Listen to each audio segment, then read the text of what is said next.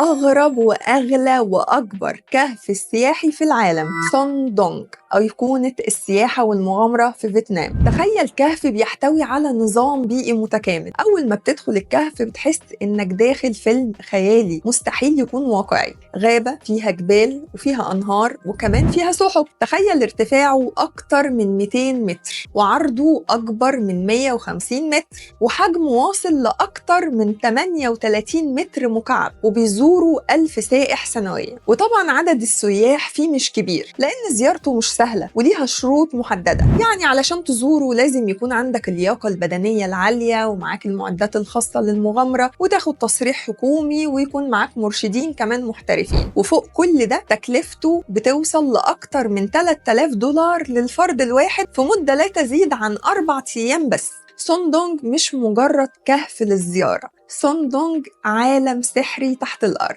ما تنسوش تدعمونا في الضيافة باللايك والشير والفولو علشان يوصل لكم كل ما هو جديد في عالم السياحة.